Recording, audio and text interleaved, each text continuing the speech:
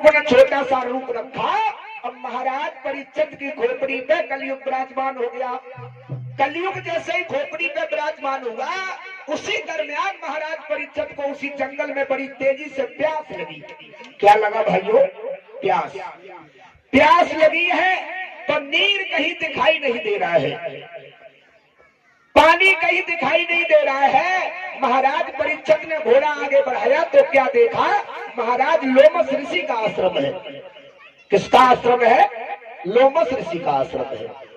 लोमस ऋषि के आश्रम के नजदीक पहुंचे, आवाज लगाई, महात्मा जी ओए, कोई यहाँ है नहीं क्या? हमें बड़ी तेजी से प्यास लगी है, हमारे प्राण जा रहे हैं, हमें थोड़ा सा पानी पिला दो। महात्मा जी भजन में लीन थे, उन्होंने परीक्षित की बात पे कोई गौर नहीं किया। इस बात के ऊपर महाराज परीक्षित को बड़ी तेजी से गुस्सा आई। और एक चीज और ध्यान रखना परीक्षित जी, अपने से ज्यादा ताकत वाले पे कभी मतलब गुस्सा नहीं आती है।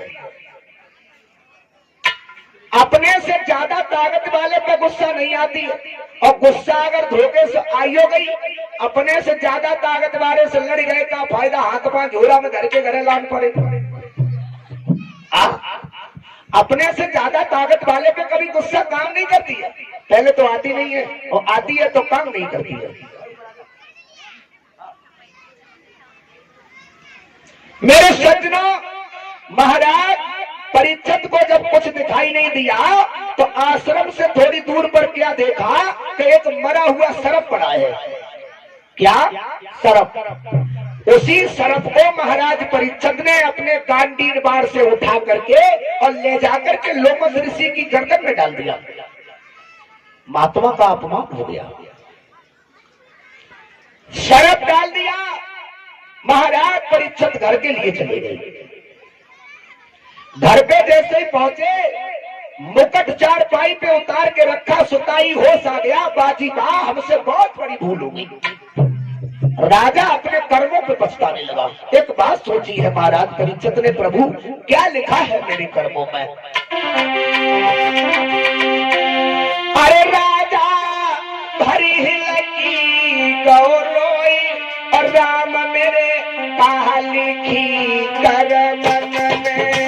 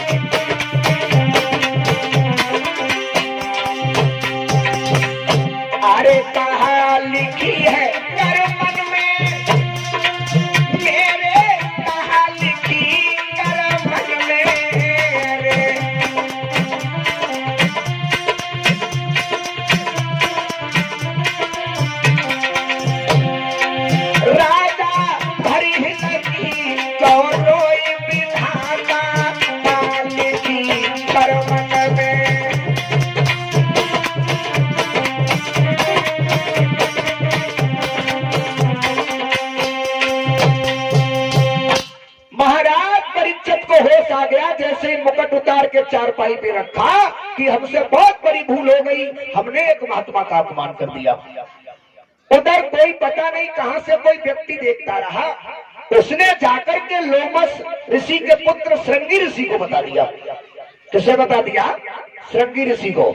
आप तो बहुत बड़े बलवान हो, आपके पिता का किसी ने बहुत बड़ा अपमान किया है। श्रृंगी ऋषि ने सुना कि पिता का अपमान, अरे जिसके पिता का अपमान पुत्र के जीते जीते हो जाए, उस पुत्र को जीना नहीं, वो मर जाए, वही ज्यादा अच्छा है। बात को सुना मगर देखा भी नहीं। महाराज श्रृंगी ऋषि गुस्सा में भागे, कौशिकी नामक नदी से जल लिया, पढ़ करके मारा है। अरे दोस्त, अरे मूर्ख, अरे पापी, जिसने हमारे पिता का अपमान किया है, आज से 7वें दिन उस प्राणी को तक्षक अवश्य डस लेगा। श्राप दे दिया। ये श्राप जो है महाराज परीक्षित को लग गया। महाराज परीक्षित के लिए ये श्राप जब लग गया, उधर महाराज लोमस ऋषि के दिमाग में झटका लगा, बाजी बा राजा ने तो बुरा किया जो मेरा अपमान किया, और उससे ज्यादा बुरा मेरे पुत्र ने किया जो श्राप दिया। राजा ने तो बुरा किया, जो ऋषि का अपमान किया। चलो कोई बात नहीं है, इंसान अपने कर्मों से ही नष्ट भ्रष्ट हो जाता है। जैसी जिसकी भावना और तैसोई ताए सुहाए, और सब नीम करुओ लगे पर ऊंट प्रेम से खाए। महाराज ने एक बात सोची है कि राजा का तो दोष ये रहा जो उसने मेरा अपमान किया है, उससे ज्यादा दोष मेरे पुत्र का हो गया जो श्राप दे दिया। गौरमुख नामक दूत को बुलाया है महाराज। लोमस ऋषि ने एक बात कही है, आधी रात का समय है, महाराज परीक्षित महलों में सो रहे हैं, उन्हें सपना दे दो कि आधी धोती पहन ले और आधी धोती ओढ़ के सारे राज्य को छोड़ करके यमुना नदी पे भजन करने के लिए चले जाए, तो उन्हें मुक्ति मिल सकती है। इधर तो होश वैसे भी आ गया परीक्षित जी, जब मुकुट रखा। उसकी बाद गौरमुख नामक दूत ने रात में सपना दिया है।